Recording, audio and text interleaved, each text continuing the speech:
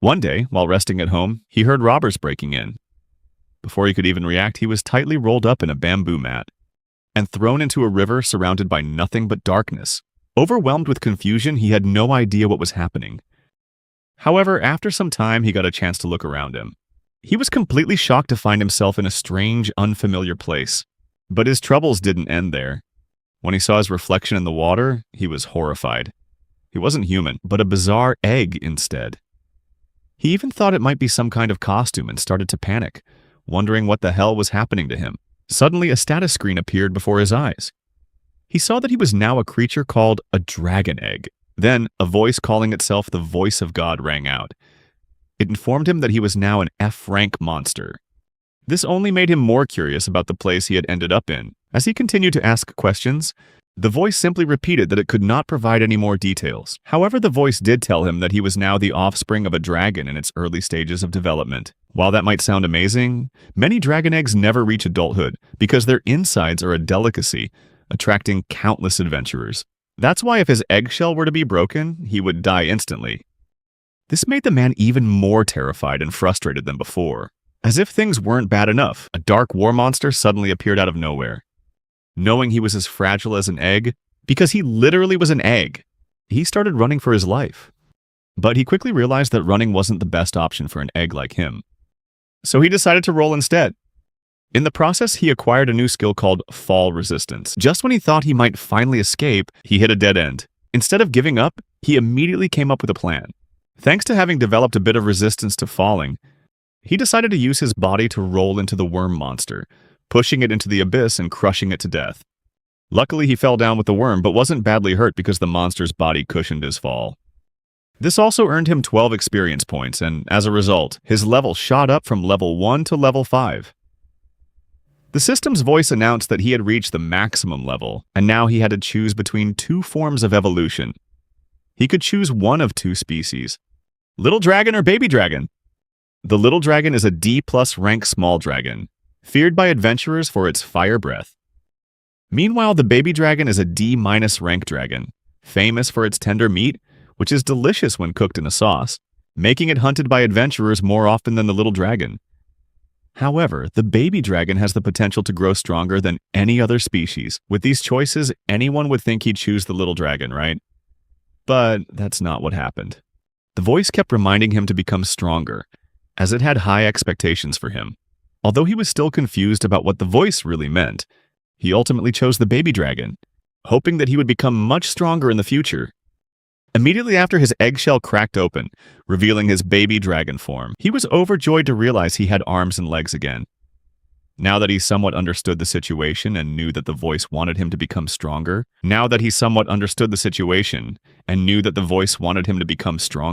he set a goal to become a little dragon by earning more points and leveling up by defeating monsters, just like before. Fortunately, but also unfortunately, a horde of war monsters headed his way. Thanks to his new form, he was able to defeat them all, though not without difficulty. After the battle, his level increased to 15. However, just when things seemed to be going well, loneliness began to creep into his mind after 3 days of being alone. During that time, he even ate some poisonous mushrooms, which inadvertently gave him poison resistance, but also made his life more difficult. The system had now given him the nickname Clumsy, on top of which he started eating grilled worms, which he described as tasting like a horrifying nightmare. The feeling of loneliness began to take over, making him long to meet or even just see another human. At least he was lucky enough to see 3 humans heading his way, an old man, a man, and a little girl. He tried to act as friendly as possible so as not to frighten the 3 of them. But it seemed his expectations were too high. These humans started attacking him. And that's when he realized that he was technically an edible monster, the kind that everyone wanted to hunt.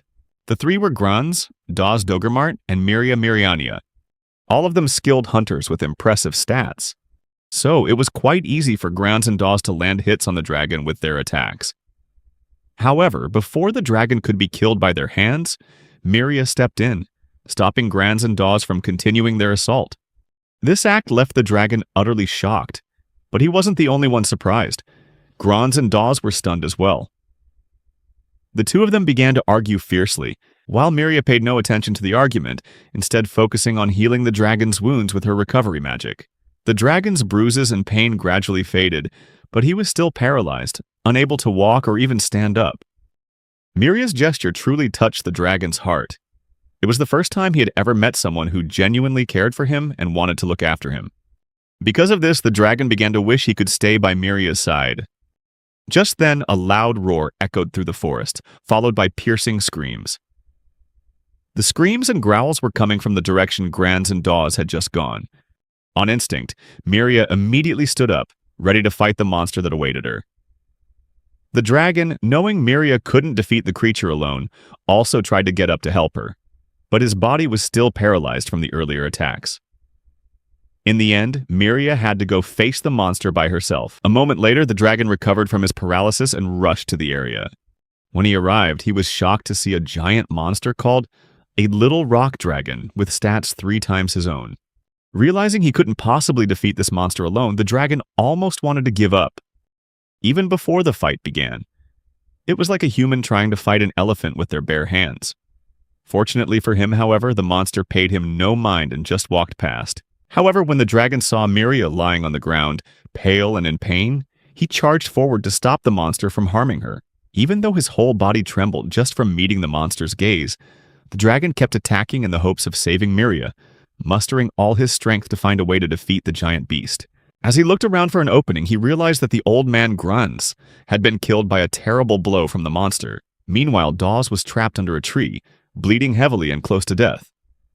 Now, the dragon had to face the monster alone if he wanted to save both Dawes and Miria. The dragon planned to use his rolling skill to dodge the monster's blows and draw its attention, luring it to the other side of the forest. Because he was quite fast, the dragon believed he would have a better chance of saving both Dawes and Miria. However, the monster was still too strong for him, even as he tried to evade its attacks. The monster relentlessly attacked the dragon again and again, and with its rapid recovery speed, the dragon realized he had no choice but to save only one of them. After a moment of thought, he decided to pick Miria up from the ground and dash towards the forest, despite being heavily injured himself. The dragon remained intensely focused as he searched for a village that could help Miria survive. Finally, upon finding a village, he immediately rushed towards the villagers and begged them to help Miria. However, instead of helping the dragon, the villagers began to attack him, throwing stones from all directions. In the end, the dragon was forced to leave Miria with the villagers and flee on his own. When he made it back to the forest, his body gave out and he collapsed to the ground. 2 days passed and Miria finally woke up after resting. Mariel, one of the villagers and perhaps someone close to Miria, began to inform her that she had been badly injured, but luckily the bleeding had stopped.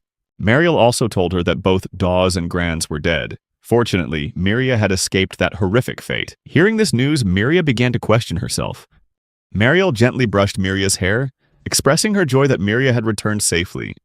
Mariel couldn't stop thinking about how Dawes had led Miria, who was apparently his disciple, into the forest to kill the stone dragon. Miria then said that the only thing she could remember was entering the forest, and that was all. She had no memory of escaping the monster or running back to the village. Because of this, she even asked Mariel if she was the one who had saved her, as Miria was certain that someone had carried her back to the village. At that moment, Miria suddenly thought that maybe the dragon itself had saved her. Even so, she was still very confused by the terrifying event. Mariel let her rest a little longer. Meanwhile, the dragon trained day and night without stopping to raise its level.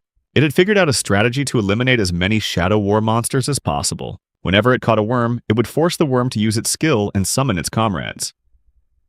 This way, the dragon only had to catch one but could harvest many powerful skills. By continuously obtaining skills and creating openings, the system's voice announced that the dragon could finally evolve once more. The first evolution was a D-rank species called Kid Dragon, the common evolution for a young dragon. It was still developing, but its physical abilities had improved significantly. The second was the Kid Marble Dragon, a D+ rank, with skin that transformed into water drop-like patterns, granting it higher magical abilities than other dragons. The third evolution was the Petit Ange Dragon of the Sea, a species skilled in using white magic. This species often cooperated with humans, being one of the more friendly types, though its combat potential wasn't high. However, the final species on the list was the Calamity Kid Dragon, a D rank. This was the offspring of an evil dragon species that brought disaster and was a priority target for extermination. However, with their high intelligence, they often deceived humans by using a human transformation skill. Faced with these choices, the dragon had a hard time choosing the right evolution for itself. It felt that Petit Angel Dragon would be an excellent choice, due to its ability to use white magic. But when it saw that the Calamity Kid Dragon had a human transformation skill, it made the dragon reconsider. In the end, guess what the dragon chose? Even though the name Calamity Kid Dragon sounded quite terrifying, the dragon decided to take the risk. However, upon checking its skill list, it was shocked to realize that the human transformation skill was nowhere to be found. It was then that it realized the voice might have been implying that it needed to meet certain conditions to unlock that skill. This made the dragon regret choosing the Calamity species instead of the little Petit Angel Dragon. It felt like it had been tricked by the voice, and this realization made it furious. The dragon also began to understand that titles like Relieved Mind and Stray Path were affecting its future evolution options. Having reverted to level 1, its stats had dropped significantly. It also noticed that 2 of its previous skills had boosted experience points, so now it had to gather more points without any opponents in sight. However, its luck seemed to be terrible, as a powerful monster suddenly appeared. The dragon was trapped in the monster's web, unable to move. This terrifying monster was a Terran Rouge, a vicious species of spider. Seeing how horrifying the spider was, the dragon couldn't accept being eaten by such a creature. Because its current strength was insufficient and the difference in their stats was too great, the smartest thing the dragon could think of at that moment was to run away, using its roll skill to escape. The dragon tried to run as far away as possible, but ended up trapped on a cliff. It needed to think fast to avoid a gruesome death. After trying to come up with various tactics and escape routes, the best option was to fly to the other side of the cliff. However, the Terran Rouge was more agile than it had thought, easily leaping to the other side without any trouble. The dragon had to rethink its next move. Fortunately, it encountered a shadow worm on the path and attacked, crushing the worm's body and instantly earning experience points. This helped it upgrade its stats, making them nearly equal to the spider's. When the spider spat its venom, it didn't know that the dragon had poison resistance. The dragon noticed the spider didn't attack after spitting the venom, perhaps waiting to see if its opponent was dead yet.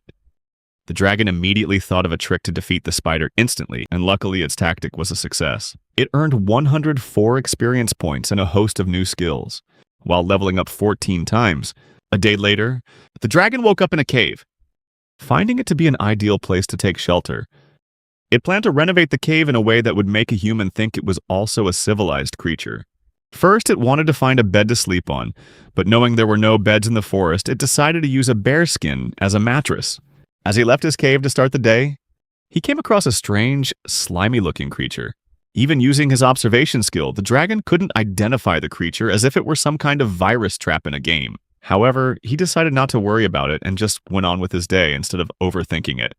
The dragon started looking for food, and thanks to his observation skill, he could tell the difference between edible and poisonous mushrooms. He even found a type of mushroom that contained an addictive substance, but he didn't pay it much mind and continued back to his cave. On the way back, he discovered some discarded decorations, thinking they might belong to someone from the village. Since his main goal was to gather materials to renovate his cave, he figured taking a few things wouldn't hurt. He saw a large bear statue and 2 pots, but decided to only take the 2 pots, which could be used for cooking. However, as he left the bear statue in a corner of the cave, the dragon was suddenly attacked when the bear statue smashed him right in the face. It turned out that both the bear statue and the 2 pots were monsters, named Clay Bear and Pot Turtle respectively. The dragon tried to fight with all his might, but these monsters were too tough. He couldn't even put a crack on them. On top of that, the monsters also had a recovery ability, making things even more difficult. However, the dragon came up with a new skill called Falling Star. He flew high into the sky, carrying the pot turtles with him, and slammed them to the ground, earning him 36 experience points. But just when he thought he only had one opponent left, the pot turtle hadn't given up, and the bear statue had transformed, revealing a large mouth with sharp teeth. The dragon saw this as a good opportunity to act. He then shoved the pot turtle into the transforming bear statue's mouth and used his Falling Star skill to attack the bear. In the end, this brought him victory. The dragon earned 388 experience points just from defeating the bear, allowing him to reach level 33. However, just when he thought everything was fine, the pot turtle suddenly grew to a gigantic size. As the dragon was about to accept that this might be the end for him, a cute black lizard appeared. This lizard turned out to be Benem, and not just any ordinary Benem. She was Princess Lacerta, a cunning monster with the ability to poison her prey and then flee. After her prey weakens, she returns to collect the meat. Princess Lacerta also has the ability to create an antidote for her own poison, allowing her to negotiate with her enemies to save her own life by trading the antidote. When the lizard bit the dragon, his strength began to fade. Realizing he was weakening from the poison, the dragon understood that the only way to survive was to stay alert and possibly negotiate with this lizard. He planned to lure Lacerta to the cliff where he had fought the spider before, to corner her and negotiate for the antidote. Before the dragon could carry out his plan, he realized the lizard was much stronger than him. However, it seemed the lizard had no sense of direction. And as a result, she nearly fell off the cliff, and would have plunged to her death if the dragon hadn't jumped down to save her. The dragon felt guilty, thinking the lizard might have died because of him. And besides, if she died, there would be no antidote for him. Meanwhile, Miria was feeling guilty about the deaths of Dawes and Grants, believing it was all her fault. She decided to find the dragon alone since she couldn't tell anyone in the village about her intentions. Back to the dragon, he was feeling flustered and blushed when he realized he was lying too close to the lizard. As a recap from the last episode, this created an awkward situation that left him even more confused, not knowing how to handle it. The dragon wanted to renovate his little cave, and he finally got the job done. Now the cave was fully decorated, with every corner arranged just like a human would do it. Although he had a tough time gathering the necessary materials for the renovation, thanks to the remains of the clay bear he fought in the previous episode, the dragon was able to craft everything he needed. It turns out the clay bear was a magical beast created by the alchemist Alchemia, and its clay retained its magic even after it was defeated, making it a great material for crafting magical tools. Looking at his handiwork, the dragon thought that no visitor would ever think he was a vicious, uncivilized dragon anymore. Some might even think he was a skilled potter. Going back to what happened last episode, after the dragon saved the lizard girl from a fatal fall, he was confused when he woke up to find her lying right next to him. It seemed the lizard girl had developed feelings for him for some unknown reason. The good thing was, the dragon also concluded that she had probably given him an antidote while he was unconscious, since he felt completely fine when he woke up. However, she had been following him everywhere since then, and now she was in his cave too. Even though the dragon had saved her, the thought that she might kill him in his sleep still crossed his mind. On top of that, they were now both out of food, as the Shuju monkey spirits had taken all the meat the dragon had left out to dry.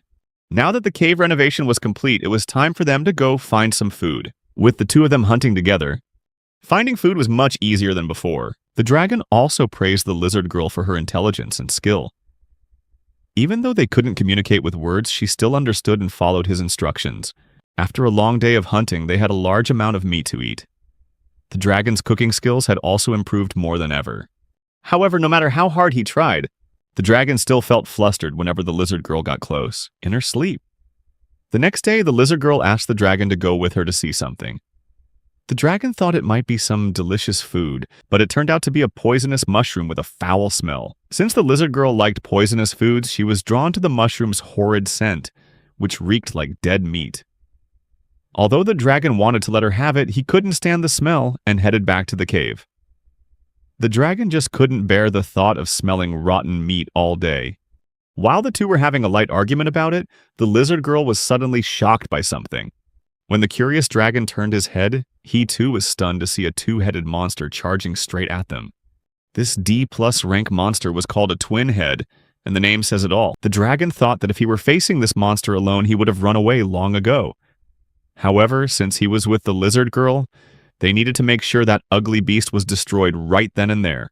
Otherwise, the monster might follow them back to the cave, and that would be the worst-case scenario. The dragon planned for the black lizard girl to use a powerful dose of poison that could take the monster down in one hit, since this monster had no poison resistance. However, with its many predatory skills, their chances of success were quite low. Despite that, the dragon took the risk, deciding to act as bait to draw the monster's attention to himself. The black lizard girl moved in silently to attack, but it seems that hunters have a special kind of perception. The monster saw right through their plan, and the black lizard girl took a direct hit. The dragon immediately jumped in to save the black lizard girl, and although it looked like they were winning, The reality was far from it. The dragon stuck with the original plan, and as the saying goes, hard work pays off. They finally hit the monster with the fatal dose of poison. However, things don't always go as planned. The monster used its other head to stop the poison from spreading through its body. In this situation, the dragon had no choice but to keep fighting if he wanted to live to see another day. Meanwhile, somewhere in the forest, Miria was discovered by a villager. When asked why she was going alone, Miria explained that Marielle had given her some errands to run. Hearing this, the villagers believed her and didn't ask any more questions. Marielle felt frustrated once again, but the villagers recounted that it seemed Miria was blaming herself for the deaths of Dawes and Grunts, which might be why she had been acting so recklessly these past few days. The villagers also mentioned a rumor that someone looking like Dawes had been seen in the area. The rumor of Dawes being alive had spread among the villagers. Marielle added that an adventurer who passed through the village this morning looked quite suspicious and bore a resemblance to Dawes. To ease the tension and anxiety the rumor was causing, especially for Miria, Marielle decided to request help from an outside adventurers guild to investigate and check on the situation. Meanwhile, the dragon was still struggling in its fight against the two-headed monster. To make matters worse, the black lizard had run off somewhere with its blood nearly depleted. The dragon was conflicted, unsure whether to chase after the lizard or continue facing the monster. Ultimately, it decided to pursue the monster. Although it could have chosen to leave the fight and let the monster bleed to death, the dragon couldn't accept such a creature continuing to exist, breathing the same air as itself and other innocent beings like Miria and the black lizard. Instead of waiting, it was determined to kill the monster immediately. However, during the chase, it lost track of the monster. Afterward, the dragon changed course and searched for the black lizard, whom it was very worried about. It even prayed that nothing bad had happened to her, as she was the first friend it had ever made. The dragon was desperately worried for the black lizard's safety, even willing to trade the ability to transform into a human that it had always longed for, just for the lizard to be safe. Just like before, it seemed the dragon was a lucky creature. With a single prayer, it was able to quickly find the black lizard. Although she was far from okay, at least she was still alive. Instead of continuing to search for the monster, the dragon decided to return to its cave so the black lizard could rest. Meanwhile, two members of the Adventurers Guild, Malusia and Yuno, were wandering through the forest. It seems they were the ones Marielle had hired to investigate the rumors about Dawes being alive and the mysterious monsters appearing around the village. Malusia seemed very excited to discover many things in the forest, especially encountering one of the strongest members, a rock dragon. As Malusia and Yuno discussed their strange mission, they accidentally discovered the dragon's cave. They were very surprised to see some very cool-looking items outside the cave. Malusia even thought the cave might be a shrine to a dragon god. However, upon entering, they were both astonished to see the inside looked like a house, except that it was in a cave. Malusia then concluded that this might be the hideout of a bandit gang, but there had been no reports of bandit activity sent to the guild recently. This made Malusia suspicious. She decided they should leave this place as soon as possible, because whoever lived in this cave must be very powerful to survive in such a dangerous place. Before starting to explore the place more thoroughly, Malusia thought that calling for reinforcements was a good idea since there were only two of them. As they were about to leave the cave, Malusia sensed a suspicious presence around her as she heard a strange noise somewhere. A humanoid monster appeared, waiting for them right at the entrance. Yuno panicked, but Malusia tried to remain as calm as possible. Although she was trembling inside, she charged straight at the monster without hesitation. As a result, the monster was sent flying through the air. By now, you're probably wondering what kind of monster that was, or who it was. As it turns out, it was the dragon all along. A little while earlier, as the dragon and the black lizard were on their way back to the cave, it detected humans inside. Having always prayed to meet humans, the dragon started to worry that they might be scared if they saw it in its dragon form. Therefore, it decided to use its human transformation skill for the first time. However, things went horribly wrong, because its human form looked even more terrifying than its dragon form. After this encounter with the humans, it seems the dragon never runs out of enemies. This time, the ones pursuing it were the Shuju. These monkey spirits, or Shuju, were constantly stealing the dragon's food. It turned out, the Shuju didn't want the dragon to stay in their territory, which included the cave where the dragon and the black lizard were living. So, one day, when the Shuju stole the dragon's food yet again, it decided to fight back.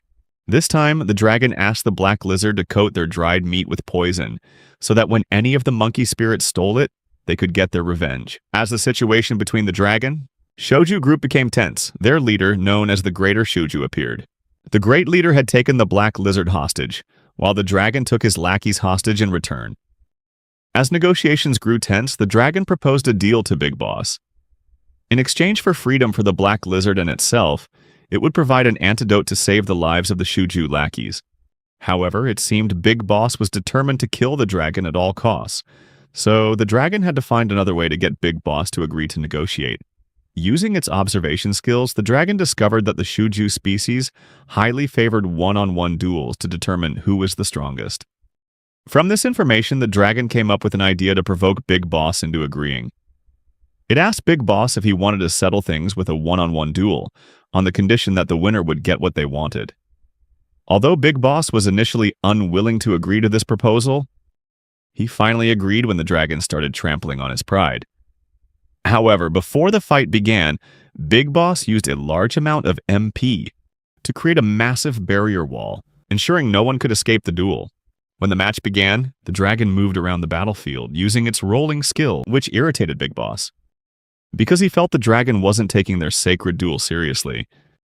As Big Boss's rage grew, the dragon found an opening and knocked him down. However, Big Boss was stronger than anyone could have imagined. The dragon had to redouble its efforts to defeat him. And despite being exhausted from creating the barrier and fighting, Big Boss still had enough energy left to significantly increase his speed.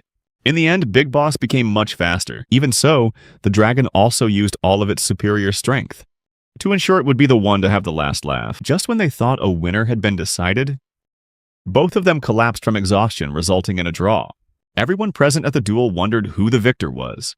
When the dragon woke up, it also wondered if it had won. As it turned out, the dragon had defeated Big Boss, and all the Shouju now lived in harmony with it. However, it seemed the dragon was starting to have trouble feeding all the Shouju, especially since its food supply was running low. However, the dragon gradually realized that the Shouju had human-like hands, so it made sense to put this ability to good use. Therefore, it decided to teach the Shouju a few tricks and skills for doing chores, allowing the dragon to relax like a king. However, during this time, the dragon seemed to have completely forgotten to pay any attention to the black lizard, making her feel sad and forgotten. Elsewhere, Dawes was observing the dragon's activities from the forest.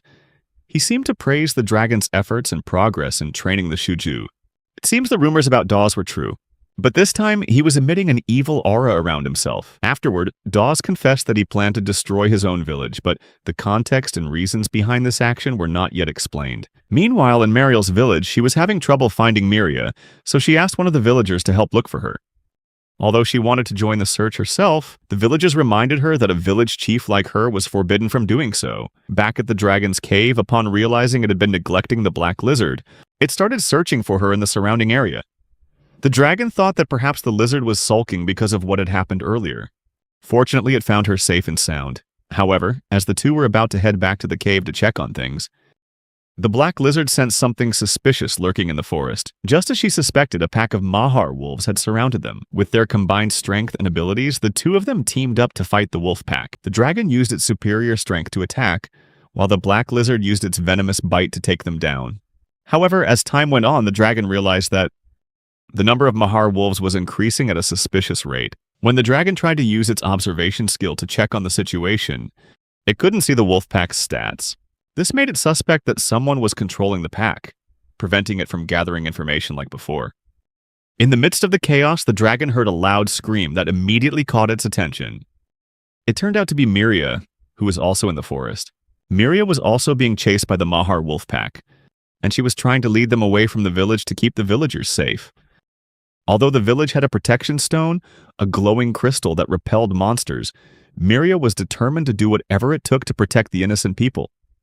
However, the one controlling the wolves seemed to know all about the protection stone, and he made the pack charge at Miria before she could defend herself. Just then, the dragon appeared and saved her in the nick of time, leaving Miria in shock as a black dragon stood before her.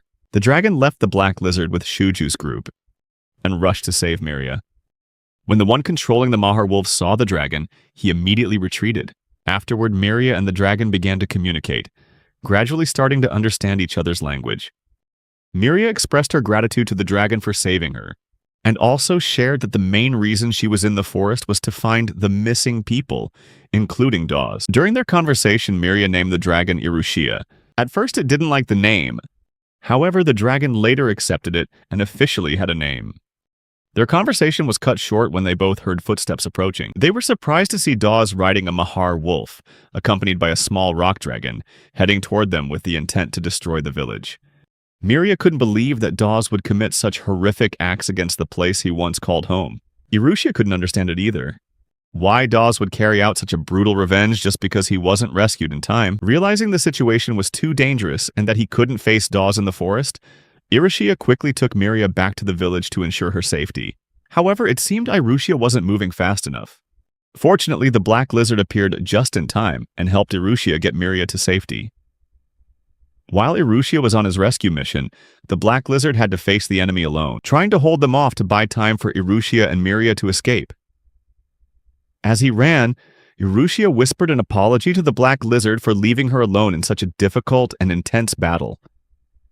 Even Miria wondered if the black lizard was Irushia's friend, as Irushia and Miria tried to reach the village. Before the rock dragon appeared, Dawes had almost reached the village gate carrying a rock dragon egg. Gregory, whom Marielle had asked to search for Miria, also appeared in the area near Dawes. Meanwhile, Irushia knew that in his current state, he couldn't defeat Dawes or the rock dragon. Irushia asked the voice to show him the possible evolution options now that he had reached the maximum level. The first option was a rank C little arc dragon, with very high intelligence and support skills in healing magic. In fairy tales, this type of dragon is often the hero's sidekick.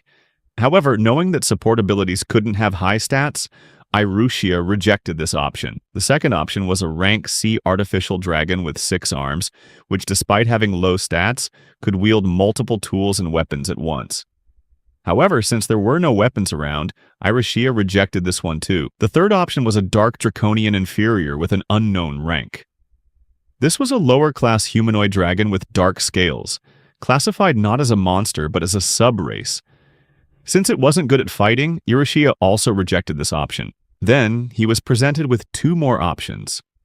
The first was a rank C rolling dragon, specializing in speed, faster than the normal human eye could follow. The second was Jormungand, a C+ rank snake-like poison dragon. It was said that no one could survive its venom. However, Irushia didn't choose either of these options, deciding to remain in his current form.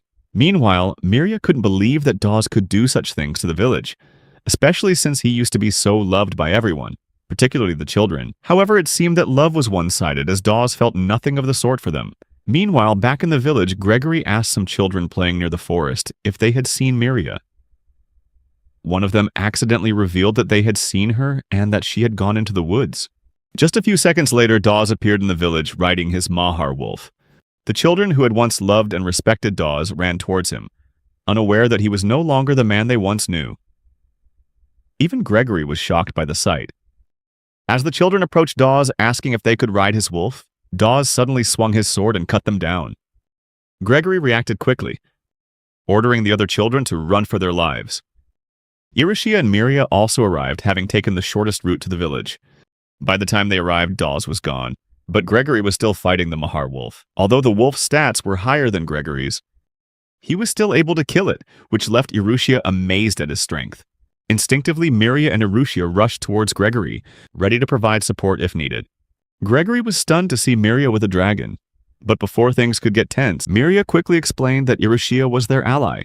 Since Gregory trusted Miria deeply, he accepted Irushia's help to stop Dawes before he could bring more disaster to the village. When they reached the center of the village, the 3 of them were stunned by the horrific sight before them.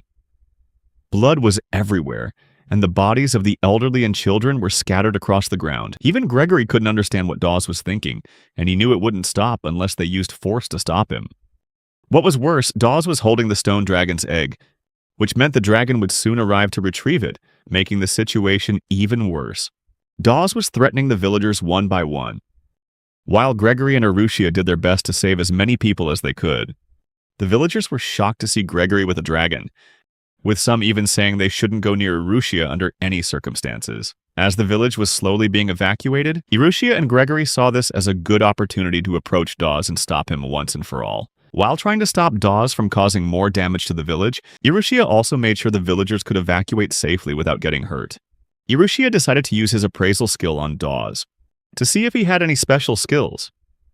However, he was shocked to find only an empty status window. At that moment, Irushia realized that someone might be controlling Dawes. This put Irushia in a difficult position. Should he go all out against Dawes to retrieve the egg, or should he spare him? Since Dawes was still a human, and could be under someone's control. While he was lost in thought, the little stone dragon arrived in the village, showing that the situation would become much more difficult from this point on. Realizing he had wasted too much time, Irushia decided that he had to get the egg back from Dawes at all costs. At that moment, Dawes was spotted climbing a tower, making Irushia realize that Dawes was probably planning to escape. As Irushia rushed to the top of the tower, hoping to retrieve the egg, the little rock dragon suddenly attacked him. Irushia thought the dragon might have misunderstood that he was trying to attack the egg, but whatever the reason, he still had to get it back. Meanwhile, the little rock dragon had gone berserk, creating powerful winds and causing the ground in the village to shake as it roared in fury. The damage Dawes had caused earlier had now quadrupled. More corpses now lay scattered across the ground. Gregory immediately urged everyone to evacuate as soon as possible, while Dawes continued to take hostages to kill. Irushia quickly rushed towards the little rock dragon, and was surprised to see its stats. The dragon had become much larger and stronger than the last time they had faced it. The name Little Dragon was no longer fitting, as it was bigger than anyone could have imagined. The cries of children who had lost their parents echoed throughout the village, and Irushia knew he had to act fast before the disaster worsened. Irushia scanned the scene around him, stunned to see people buried in the rubble with dead and injured men and women everywhere. He wondered if all of this was his fault for not making a quick decision earlier. He'd had a chance to stop it all, but he hesitated, and now many people were dead with nothing he could do to save them. The only thing Irushia could do now was use all his strength to kill the giant monster that was destroying the village. On the other side of the village, Mariel saw Miria running home to grab all the healing potions she could carry. A group of village men came to inform Mariel about what was happening in the village center. Mariel's eyes widened when she heard that the little rock dragon was causing terrible destruction to the village. Meanwhile, Irushia and Gregory were trying their best to defeat the giant foe. Irushia tried to punch the dragon, but it seemed to have no effect. He also made the grave mistake of being unable to fly freely as before, yet he still recklessly charged at it. As the battle intensified, Irushia began to realize something important about the little rock dragon. It seemed that in the dragon's eyes, there was no significant difference between Gregory and him. They were both just tiny, insignificant annoyances to it. This brought Irushia some relief, as he and Gregory could take turns drawing the dragon's attention, looking for an opportunity to strike. A thunderous roar echoed as they continued to fight the giant foe. Irushia used his paralyzing poison claws while Gregory kept swinging his sword. However, the enemy seemed too strong. None of their attacks had any effect. Even Irushia's poison claws couldn't pierce the little rock dragon's tough hide. At this point, he seemed to be out of ideas. If his skills weren't working, then he needed to find a weak spot somewhere on the little rock dragon's body. He tried attacking its fingers, its stomach, and even its knee joints. But nothing worked. The dragon's body was too tough, and it seemed no spot took more than a tiny bit of damage. Irushia managed to deal double-digit damage when he struck the dragon's head. However, Irushia couldn't risk attacking its head again, as the little rock dragon's breath was like a whirlwind, and he couldn't risk being sucked in by the stone monster. The dragon was also preparing to blow away everything around it with its powerful breath, an attack that would surely be fatal to Gregory. Because of this, Irushia was trying to figure out what to do next. However, he couldn't seem to come up with any strategy and was on the verge of despair. Just then, a group of villagers appeared to help in the fight. Irushia and Gregory were surprised to see everyone joining forces to defeat the enemy. The villagers tried to distract the rock dragon in any way they could, creating an opening for Gregory to attack. The battle seemed to turn into a numbers game, as arrows rained down on the little rock dragon. Irushia saw this as a perfect opportunity to launch his own attack. He started by unleashing his breath attack from a distance, aiming straight for the enemy's head, hoping this would be his chance to regain the upper hand in the battle. Irushia thought his attack might deal some damage. enough to distract the little rock dragon and prevent it from biting or counterattacking immediately. However, when he checked the little rock dragon's stats, he was shocked to find his attack had done almost no damage. To take down this giant monster, he would have to repeat that attack at least dozens more times. But Irushia realized they only had a few arrows left, and both his physical and mental stamina were nearing their limits. They didn't have enough firepower to defeat the giant monster. Meanwhile, the rescue efforts were also struggling, leaving Irushia torn between continuing to fight the dragon or helping the injured people trapped in the rubble. A moment later, as the group of villagers was nearly crushed by the little rock dragon's tail, Irushia luckily managed to block it just in time. The evacuation was still tense and the battle was far from over. The little rock dragon decided to inflict more casualties with a fatal blow, destroying everything in the blink of an eye. Gregory was trapped under a large rock, while the others were struggling to survive. Seeing this, Irushia knew that if things continued this way, Gregory would die soon. The dragon, after launching its deadly attack, became disoriented. Irushia thought this was the perfect time to evolve, but as he considered his evolution options, he didn't see how he could face the little rock dragon if he reverted to level 1. Although he had a chance to win thanks to the poisonous ability of Jormungandr, since the little rock dragon had no poison resistance, he was still worried about the drastic changes to his body. He also considered using the dragon with healing magic, but he was still hesitant. When the voice spoke again telling him to run, Irushia still hesitated as he had no intention of killing any humans. The voice continued to make suggestions, but this time Irushia didn't want to listen anymore. This made saving the village seem nearly impossible. Just then, Gregory suddenly offered a solution, albeit a strange one. If Irushia consumed him, it would make him stronger without needing to evolve. Gregory, in his desperation, volunteered to sacrifice himself so that Irushia could regain his strength, hoping he could defeat the little rock dragon. Irushia, though shocked by the sudden offer, ultimately accepted. After devouring Gregory, Irushia vowed not to let Gregory's sacrifice be in vain and to ensure the village was saved from the little rock monster. After eating Gregory's head, Irushia transformed into a massive and more powerful calamity dragon. This calamity dragon was known to bathe in the blood of its prey and build mountains of bones for its bed. It was the very embodiment of destruction, with superior strength and fighting abilities. Although Irushia himself was unnerved by this terrifying new form, he knew he had a much better chance of defeating the little rock dragon. However, the big problem was that he didn't want any villagers to get hurt or die in this fight, especially with two giant monsters facing off. Since the villagers couldn't evacuate on their own, Irushia needed to find a solution immediately. As the battle began, Irushia tried to divert the attacks away from the village to avoid damage. Now that he was nearly the same size as the little rock dragon, he could easily attack its face and deal more damage. However, because he wanted to avoid causing more damage to the village, his attacks were still limited. In the end, the only solution was to lure the little rock dragon away from the populated area.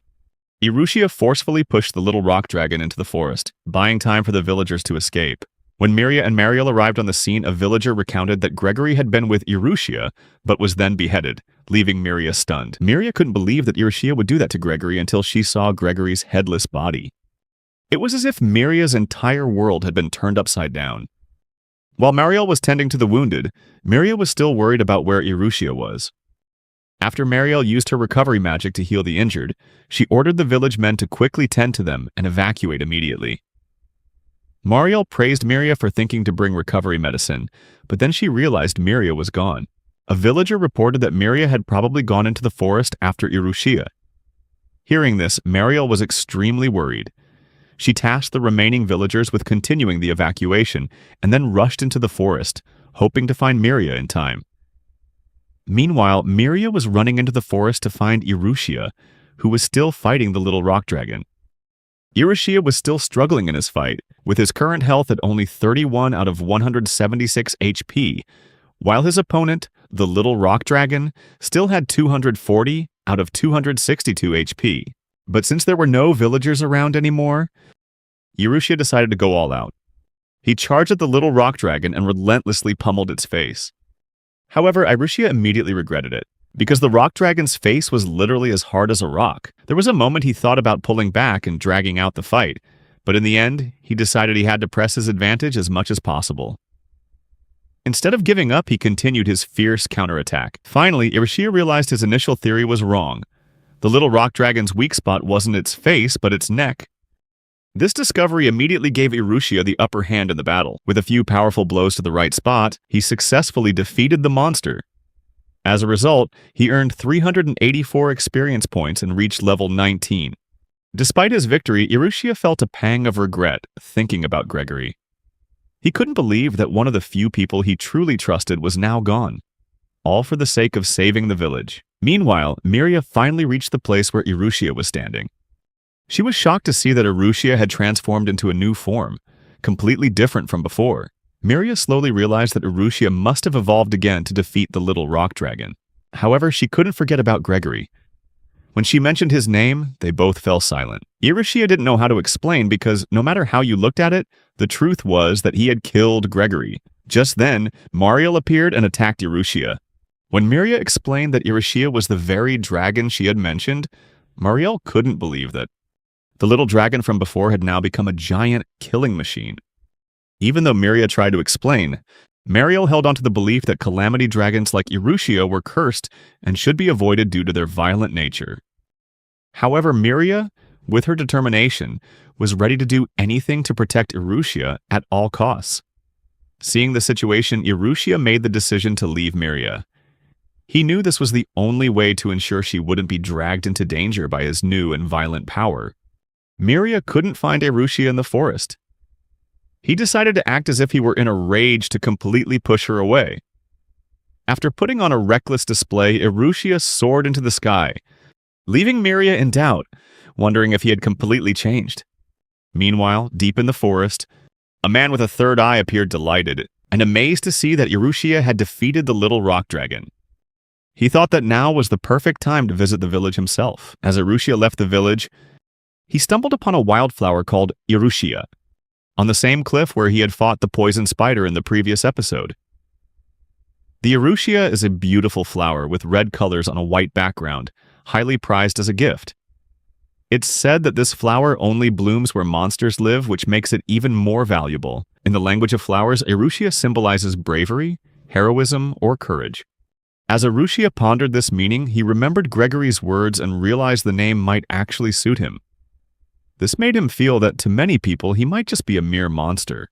Remembering Gregory, he blamed himself for everything, thinking that if he hadn't hesitated to kill Dawes, Gregory might still be alive. Now, with the name Irushia, everything seemed to fit. But more importantly, the mastermind behind the village attack was still out there. Even though his connection to the village had been severed, Irushia was determined to fulfill his promise to Gregory at any cost. As he was thinking, a small sound echoed from somewhere in the forest, and he sensed a presence. The black lizard slowly emerged from behind the bushes. It seemed the black lizard had been searching for Irushia all this time. Irushia thanked her for helping to keep the Mahar wolves at a safe distance. He also wanted to thank the red-faced monkeys, as they had also contributed greatly to saving the village. However, the biggest problem now was his dragon scales, because if he stayed too long, his friends would be affected by his curse. Irushia had no choice but to say goodbye to them. But since he didn't know the proper way to do it, he decided to worry about it later. Meanwhile, back in the village, Miria was still devastated by what had happened and shocked by how Irushia had treated her. Although she wanted to understand the situation better, Mariel decided to give the girl more time to calm down. Mariel was worried about the condition of the village's magical protection stones. She wondered if the anti-monster barrier was still functioning properly. If it was severely damaged, the village might have to face complete abandonment. Even though going into the forest alone was very dangerous, Mariel felt it was necessary to check the condition of the protection stones. So, she used stealth magic to avoid being easily detected, even by monsters. Meanwhile, Irushia was having trouble moving through the dense trees due to his current enormous size. He couldn't just ignore those behind the manipulation of Dawes and the Mahar wolf pack. Irushia now had a new mission: to find the mastermind. He had a general idea of where to look, and if he was right, only one thing came to mind: a terrifying, bizarre creature. A monstrous slime he had encountered before. Irushia recalled meeting this creature a few days before the attack. Because of this, he tried to hide behind the trees to observe. Although he didn't want to drag the black lizard into the fight, the thought that her special venom could be a trump card made him reconsider. Suddenly, Irushia sensed a presence nearby. He became wary, preparing himself for anything that might happen. He was shocked to see two children appear before him. He remembered Miria had told him she was looking for two missing twin children, so it was possible this was them. However, something wasn't right, as Irushia could only sense a single presence. Yet there were two children in front of him. Just a few moments later, the two children transformed into a slime-like creature. And just like that, the one Irushia had been waiting for revealed itself. Using his appraisal skill, he couldn't believe his eyes. Although the creature's skills were jumbled, the sheer number of them was unimaginable. The slime, with a terrifying smile on its face, said that it didn't want any other creature to have the privilege of hearing God's voice. It also revealed its plan to kill everyone in the village and collect their corpses. The truth was revealed. The slime had been collecting skills from the corpses it possessed. Realizing that if he let this creature escape, everything would spiral out of control, Irushia immediately attacked. However, he quickly realized he was in deep trouble. No matter how many times he attacked, the slime took no damage at all due to its extremely fast regeneration ability. The battle seemed to have just begun, and Irushia understood that it would only get more intense from here. It was then revealed that the slime creature was a monster, with a characteristic deep blue color. Due to their low strength and intelligence, they mainly hunt the remains of other creatures. It's very rare to see high-level slimes. But this monster had a formidable advantage: the ability to plunder skills and even absorb the requirements to become a demon lord. To defeat this creature, Irushia needed to be precise with his attacks. But this was no easy task. The slime's movements were too erratic, making it impossible for Irushia to predict them. Irushia decided to use one of his new skills, Wind Slash. However, despite it being a deadly attack, the slime still didn't take any damage. The slime even counterattacked with a fatal blow it had stolen from Dawes. The situation grew even worse for Irushia, as his MP was constantly decreasing, while his opponent had automatic MP recovery. At this point, Irushia was forced to switch to using martial arts skills that consumed less MP. He used some skills he had used before, but the notification panel kept displaying that there was no effect on the slime. Irushia poured all his strength into a single attack. Even though he knew the slime was tough to deal with, he believed that just one critical hit would be enough to defeat it, even if he had to push himself to the limit. With unwavering determination, Irushia charged at the enemy again. The slime couldn't understand why Irushia still had so much motivation, even after it had told him that all his efforts were futile. The slime thought Irushia looked foolish for trying so hard, but despite everything, Irushia refused to give up. He grabbed the slime and flew high into the air, using the skill Star Drop to attack from the sky. However, the slime still had a few tricks up its sleeve, using a spiderweb to save itself from the fatal fall. By this point, Irushia was nearly exhausted and about to collapse. While the slime was talking to distract him, the black lizard sneak attacked from behind and spread some of her venom on it. But before things could get worse for the slime, it captured the black lizard as a hostage, hoping to use her to trade for an antidote. The situation worsened as the slime imprisoned the black lizard in a kind of jail created from its unique skill. Meanwhile, Marielle, who had just finished repairing the protection stone, was on her way back to the village. When she heard the loud noises from the battle between the slime and Irushia, she decided to investigate. Although Marielle was initially afraid of getting caught up in the fight, she ultimately decided to check on the situation to verify a few things. Back to Irushia. He was confused when he realized everything had become suspiciously quiet. The slime and the black lizard seemed to have vanished. Irushia quickly realized that the slime had created something to enclose itself in the black lizard with the intent of killing her. Irushia understood that if he didn't act immediately, the black lizard could die from suffocation.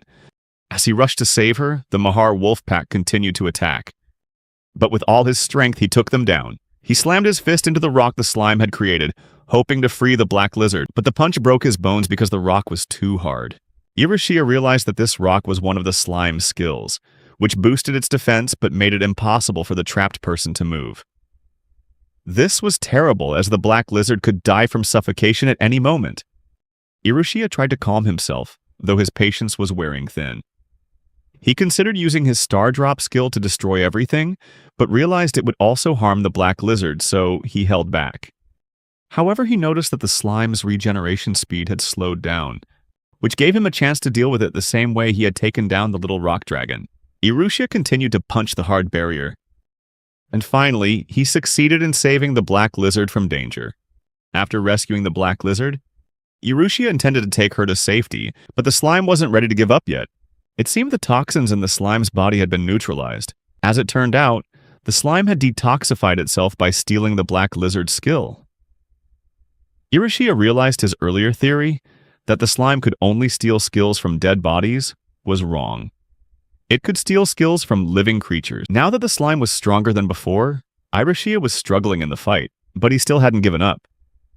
Even as things got worse, he was determined to do whatever it took to destroy that detestable slime. The slime then revealed that he couldn't accept the existence of someone who could hear God's voice. He didn't want anyone else like him, and even asked the voice why someone like Irushia existed. The slime recalled seeing Irushia in the forest. Unable to believe that a spoiler candidate could look so terrified, running away with his tail between his legs. This insulted the slime on multiple levels, making him determined to become the strongest and destroy Irushia at all costs. Though he didn't know what Irushia had spoken to God about, the slime declared that all memories and power belonged to him. The battle began again. The pack of Mahar wolves rushed toward Irushia, intending to finish him off immediately, but Irushia easily blocked their attack. Just when things seemed to be going his way, the slime wouldn't let up and launched an attack that broke Irushia's concentration. The slime wrapped its body around Irushia's arm, draining his energy rapidly. Realizing the situation was getting worse, Irushia knew he had to find a way to defeat this evil creature, no matter the cost. With no other choice left, he was prepared to sacrifice himself to save the village and the black lizard. He flew up into the air, taking the slime with him to the cliff where he had once fought the poison spider. Below the cliff was a raging river. Anyone who fell in would surely die, no matter how strong they were. The slime never expected Irushia would dare to make such a selfless sacrifice. He begged Irushia to reconsider, even promising not to attack the village again if he spared his life. But Irushia's mind was made up, and nothing could change it. In his final moments, the slime continued to plead, but Irushia was unmoved. They both plunged into the raging river, killing the slime instantly. It turned out the slime was the real spoiler candidate, not Irushia. The raging river swept Irushia's body away. The black lizard stood on the cliff, looking incredibly worried as she stared down below. Meanwhile, back at the village, the militia and Yuno, along with the guild members, had arrived.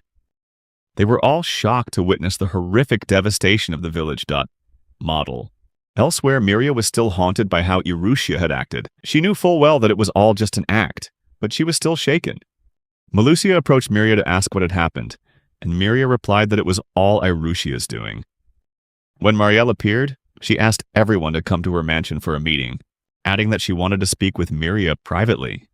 When they arrived at the mansion, Marielle quickly tended to the adventurers' wounds one by one. After a while, everyone began to discuss what had happened.